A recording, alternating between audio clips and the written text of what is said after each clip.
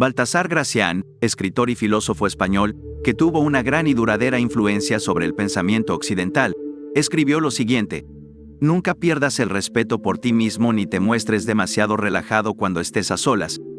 Haz que tu integridad sea tu propio estándar de rectitud y aprende a depender más de la severidad de tu juicio sobre tu persona que de todos los preceptos externos. Desiste de toda conducta indecorosa, más por respeto a tu propia virtud que a las prescripciones de cualquier autoridad externa. Respétate a ti mismo y no necesitarás del tutor imaginario de Séneca. Respetarnos, valorarnos, apreciarnos, son todos sinónimos de cosas que sabemos que nos debemos por el simple hecho de ser seres humanos. Incluso Confucio, que existió hace 25 siglos, escribió: la autoestima no se trata de pensar que eres perfecto, sino de aceptarte a ti mismo tal como eres. A través de la historia, han existido personas que el respeto por sí mismos fue lo que hizo que se destacaran. Por ejemplo, Mandela, que a pesar de pasar 27 años en prisión por su oposición a la separación en Sudáfrica, mantuvo una autoestima inquebrantable y una creencia firme en la justicia y la igualdad. Su liderazgo moral y su capacidad para perdonar a sus opresores lo convirtieron en un símbolo mundial de la lucha por los derechos humanos y la reconciliación. Tal como escribió, nadie puede hacerte sentir inferior sin tu consentimiento. Pero nadie ejemplifica más esta actitud de respeto personal y hacia uno mismo que Cristóbal Colón. Cuando Colón trataba de conseguir fondos para llevar a cabo sus legendarios viajes, muchos de los que lo rodeaban consideraban que provenía de la aristocracia italiana. Este dato pasó a la historia mediante una biografía escrita, después de la muerte del explorador, por el hijo de este. Allí se le describe como descendiente de un tal conde Colombo, del castillo de Cuccaro, en Italia. Dicho Colombo, a su vez descendiente del legendario general romano Colonio, y dos de sus primos hermanos habrían sido descendientes directos de un emperador de Constantinopla. Sin duda, una ascendencia ilustre. No obstante, no era más que una ilustre fantasía, dado que Colón era en realidad el hijo de Domenico Colombo, un humilde tejedor luego dueño de una vinería y por último, vendedor de quesos. Fue el propio Colón quien creó el mito de su noble ascendencia, ya que desde temprana edad sintió que el destino lo había elegido para realizar grandes proezas y que en su sangre llevaba una especie de realeza. Por lo tanto, actuó como si, en efecto, descendiera de la nobleza. Después de una poco notable carrera como comerciante a bordo de un barco mercante, Colón, oriundo de Génova, se radicó en Lisboa. Gracias a la falsa historia de su origen noble, se casó con una joven de una reconocida familia de Lisboa que tenía excelentes conexiones con la realeza de Portugal. Mediante su familia política, Colón consiguió una audiencia con el rey de Portugal, João II, a quien solicitó el financiamiento de un viaje hacia el oeste, a fin de descubrir una ruta más corta al continente asiático. A cambio de la promesa de que cualquier descubrimiento que deparara tal viaje se haría en nombre del rey de Portugal, Colón pretendía obtener varios derechos, entre los que se encontraban el título de Gran Almirante de los Mares Oceánicos, el cargo de virrey de las tierras que descubriera, y el 10% del futuro comercio con tales tierras. Todos estos derechos debían ser vitalicios, es decir, que debían durar desde que se obtuvieran hasta que éste muriera, y también tenían que ser hereditarios. Colón presentó sus exigencias, a pesar de que hasta ese momento no había sido más que un simple comerciante. No conocía casi nada de navegación, no sabía manejar un barco y nunca había conducido a un grupo de hombres. En síntesis, no tenía ninguna de las calificaciones necesarias para el viaje que proponía. Además, su petición no incluía detalle alguno de cómo proyectaba llevar a cabo sus planes, lo único que ofrecía eran promesas vagas. Cuando Colón finalizó su presentación, João II sonrió y con cortesía, declinó la oferta, aunque dejó la puerta abierta para el futuro. En ese momento, Colón debió de haber observado algo que nunca olvidaría. Si bien el rey rechazó sus exigencias y le negó el apoyo solicitado, lo trató con consideración y respeto. En ningún momento se burló de los proyectos de Colón ni cuestionó sus antecedentes ni sus credenciales. De hecho, el monarca quedó impresionado por la audacia de la petición y se sintió cómodo en compañía de un hombre que actuaba con tanta confianza. Aquella reunión debió de haber convencido a Colón de que su instinto lo encaminaba en la dirección correcta, ya que al pedir el sol, de inmediato había ascendido de nivel, pues el rey supuso que un hombre que pedía un precio tan alto por sus servicios, salvo que fuera un loco, realmente debía valerlo. Unos años más tarde, Colón se trasladó a España.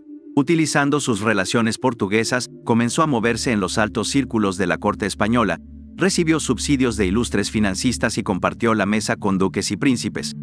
Ante todos ellos, reiteraba su pedido de financiación de un viaje al oeste, con las mismas condiciones planteadas a Joao II. Algunos, como el emperador duque de Medina, se mostraron dispuestos a ayudarlo, pero no podían hacerlo, ya que carecían del poder necesario para otorgarle los títulos y derechos que exigía. No obstante, Colón no se rindió. Pronto comprendió que había una sola persona capaz de concederle lo que él quería, y esa persona era la mismísima reina Isabel. En 1487, consiguió al fin una audiencia con la reina, y aunque no logró convencerla de que financiara el viaje, sí logró fascinarla con su simpatía. A partir de ese momento, Colón fue huésped frecuente del palacio. En 1492, los españoles expulsaron definitivamente a los moros, musulmanes que habían invadido parte del país varios siglos antes. Liberado el tesoro de la carga de la guerra, Isabel podía acceder a las demandas de su amigo explorador, de modo que decidió pagar por 3 barcos, su equipamiento, los sueldos de las tripulaciones y un modesto subsidio para Colón. Pero lo más importante de todo fue que firmó un contrato que otorgaba a Colón los títulos y derechos que reclamaba.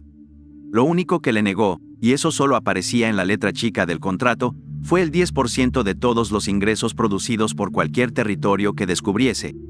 En realidad, era una exigencia absurda, ya que Colón pretendía que este beneficio se le otorgara por tiempo ilimitado. Si esa cláusula se hubiese incluido, con el correr del tiempo Colón y sus herederos se habrían convertido en la familia más rica del planeta. Satisfecho porque sus exigencias habían sido aceptadas, Colón hizo a la mar aquel mismo año, en busca de una nueva ruta hacia el lejano oriente.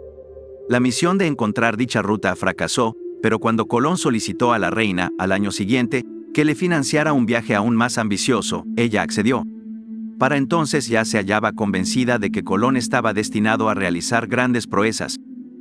Cabe destacar que, como explorador, Colón fue en el mejor de los casos, un mediocre. Sabía menos del mar que cualquiera de los marinos de su tripulación, era incapaz de determinar la latitud y longitud de las tierras descubiertas, confundió islas con vastos continentes y trataba mal a su tripulación. Pero en una cosa era un genio absoluto, y es que sabía venderse. De lo contrario, ¿cómo se explica que el hijo de un vendedor de quesos haya conseguido congraciarse con las más altas familias de la aristocracia y la realeza? Colón tenía una sorprendente capacidad para fascinar a la nobleza, y ello provenía de su porte y su actitud. De él emanaba una sensación de confianza que no guardaba relación alguna con sus medios y recursos. Pero su confianza no era la burda y agresiva autopromoción de un advenedizo, sino un aplomo firme y sereno. Era el mismo tipo de confianza que mostraban los nobles. Los poderosos de esas antiguas aristocracias no sentían la necesidad de probarse o de reafirmarse. Siendo nobles, sabían que siempre merecían más, y lo exigían. Por lo tanto, sintieron de inmediato una afinidad con Colón, quien se manejaba de la misma manera en que lo hacían ellos, que estaban ubicados por encima de la plebe y destinados a la grandeza. Debemos comprender lo siguiente: está en nuestras manos fijar nuestro propio precio. Tu actitud refleja lo que piensas de ti mismo. Si pides poco, arrastras los pies y bajas la cabeza, la gente supondrá que ese es el reflejo de tu carácter. Pero debemos entender que ese comportamiento no somos nosotros, sino solo la forma en que hemos elegido presentarnos ante los demás. Con la misma facilidad podemos presentarnos con la presencia de Colón, es decir, de manera natural, confiada y segura, en pocas palabras, de que hemos nacido para llevar una corona. Tal como aprendemos de Nietzsche, quien quiera que sea menospreciado por sí mismo y por otros, es un esclavo. De niños, iniciamos nuestra vida con gran vitalidad, esperando y exigiendo todo de este mundo. Esta actitud suele perdurar hasta nuestras primeras incursiones en la sociedad. Pero a medida que pasan los años, los rechazos y fracasos que sufrimos van demarcando límites que solo se vuelven más firmes con el tiempo. Al esperar menos del mundo, aceptamos limitaciones que en realidad nos hemos impuesto nosotros mismos. Comenzamos a agacharnos y a hacer reverencias, a disculparnos hasta por el menor de los pedidos que formulamos. La solución para esa reducción de horizontes consiste en obligarnos, de manera deliberada, a tomar actitudes por entero opuestas, es decir, minimizar los fracasos, ignorar las limitaciones, obligarnos a exigir y esperar tanto como cuando éramos niños. Para lograrlo debemos utilizar una estrategia particular con nosotros mismos, una que Robert Greene denominó la estrategia de la corona. La estrategia de la corona se basa en una simple sucesión de causa y efecto, por lo tanto, Si creemos que estamos destinados a realizar grandes cosas, nuestra convicción irradiará su brillo de la misma manera en que una corona crea un aura en torno de un rey. Esta aura deslumbrará a quienes nos rodean, que se convencerán de que tenemos razones claras para sentirnos tan confiados. La gente que lleva la corona pareciera no tener un sentido inferior de las limitaciones con respecto a lo que pueden llegar a lograr. Utiliza la estrategia de la corona, y te sorprenderás al comprobar cuántas veces da frutos. Toma como ejemplo a esos niños felices que piden lo que quieren y lo obtienen.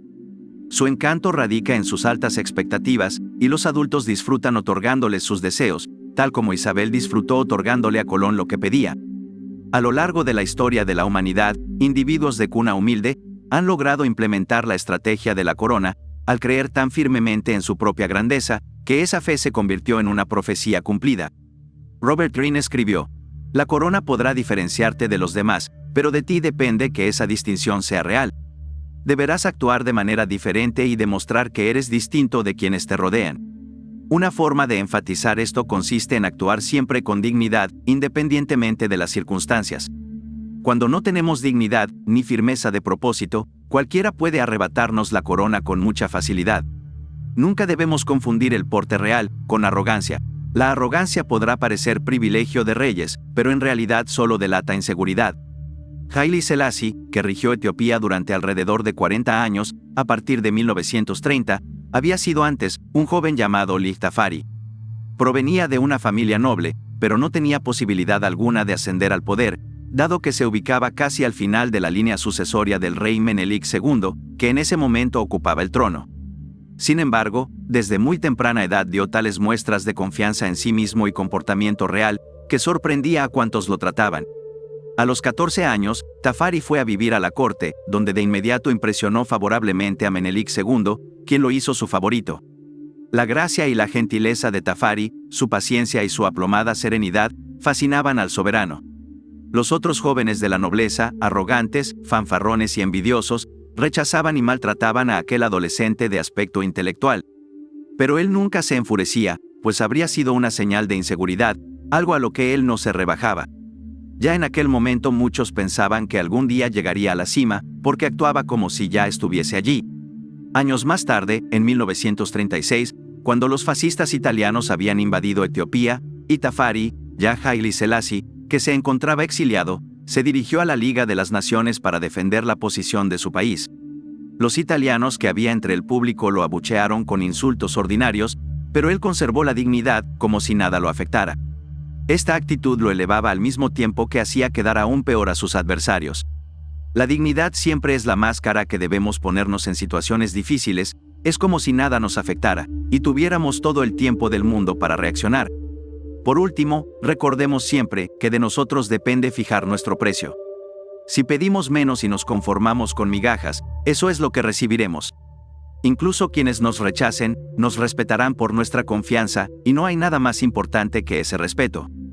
Para terminar, cito nuevamente a Gracián: «Haz que todas tus acciones, aunque no sean las de un rey, resulten, en su propia esfera, dignas de un rey. Sé sublime en tus actos, elevado en tus pensamientos, y en todo cuanto hagas, demuestra que mereces ser un rey, aun cuando no lo seas en realidad».